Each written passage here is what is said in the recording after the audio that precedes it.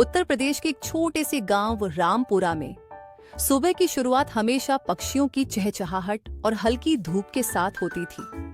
चारों तरफ फैले खेत देखने में भले ही खूबसूरत लगते थे, लेकिन उन खेतों के बीच रहने वाले कई लोगों की जिंदगी संघर्ष से भरी थी। इन्हीं खेतों के किनारे एक कच्ची पगडंडी के पास एक पुराना सा झोपड़ा था। उस झोपड़े में रामू, उसकी पत्नी सीता और उनका 12 साल का बेटा चिंटू रहते थे। ये परिवार मेहनती था, लेकिन हालात हमेशा उनके खिलाफ ही रहे। रामू रोज सुबह जल्दी उठता और काम की तलाश में निकल जाता, कभी खेत में मजदूरी, लेकिन दिन भर की मेहनत के बाद भी उसकी कमाई बहुत कम होती थी। एक शाम जब वह घर लौटा, उसके चेहरे पर थकान साफ दिखाई दे रही थी। रामू ने थके हुए स्वर में कहा, आज भी बस 200 रुपये मिले। सीता ने उसे पानी दिया और हल्की मुस्कान के साथ बोली, कोई बात नहीं, धीरे धीरे सब ठीक हो जाएगा। लेकिन उस मुस्कान के पीछे छुपी चिंता को कोई नहीं समझ सकता था। चिंटू एक कोने में बैठा सब देख रहा था। कुछ देर चुप रहने के बाद उसने धीरे से पूछा, माँ, क्या हम हमेशा ऐसे ही रहेंगे? सीता एक पल के लिए चुप हो गई, फिर बोली, नहीं बेटा, एक दिन सब बदल जाएगा। दिन बीतते गए, लेकिन हालात वैसे ही रहे। एक दिन गांव में एक बुजुर्ग व्यक्ति आए, बाबा हरिदास। उनके चेहरे पर शांति थी और बातों में गहराई। उन्होंने सीता को मिट्टी के बर्तन बनाते देखा और कहा, तुम्हारे हाथों में बहुत हुनर है। सीता ने थोड़ा हिचकिचाते हुए कहा, हुनर तो है बाबा, पर इससे घर नहीं चलता।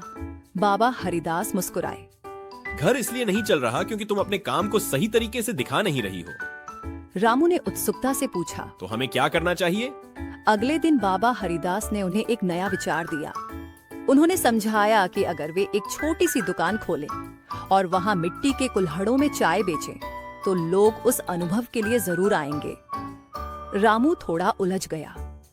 बाबा ने आत्मविश्वास के साथ कहा, तुम लोग सिर्फ बर्तन नहीं बना रहे, तुम गांव की पहचान बना रहे हो।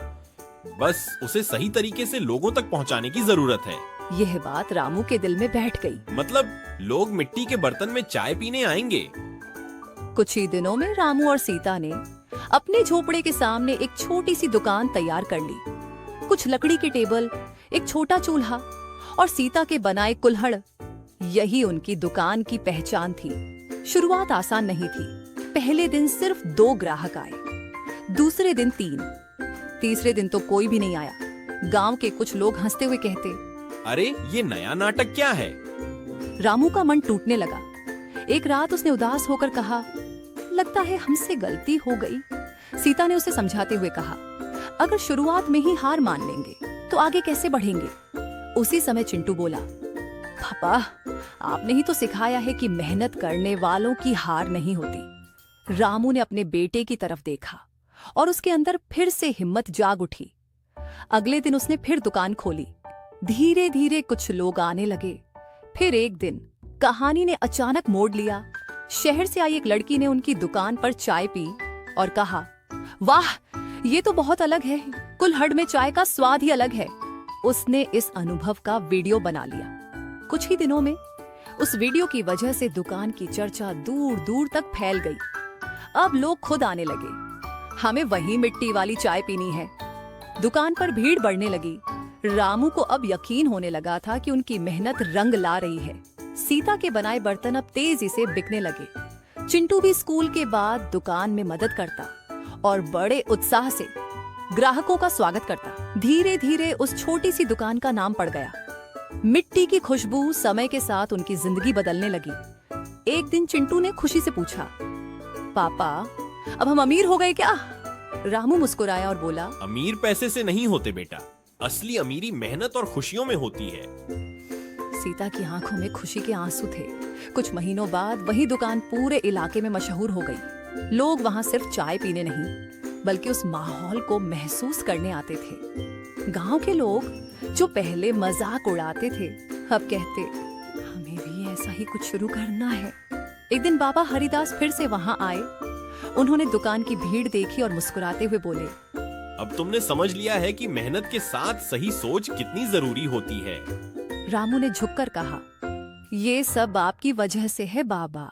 बाबा ने सिर हिलाते हुए कहा, नहीं, ये सब तुम्हारी मेहनत का फल है। धीरे धीरे वह आगे बढ़ गए, जैसे उनका काम पूरा हो चुका हो। आज रामपुरा गांव में मिट्टी की खुशबू सिर्फ एक दुकान नहीं, बल्कि एक मिसाल बन चुकी है। ये कहानी हमें यह सिखाती है कि अगर इंसान अपने हुनर को सही दिशा में लगाए और मेहनत करना न छोड़े, तो कोई भी सपना छोटा नहीं होता। और सच यही है, छोटी सी शुरुआत ही बड़ी कहानी की पहली सीढ़ी होती है।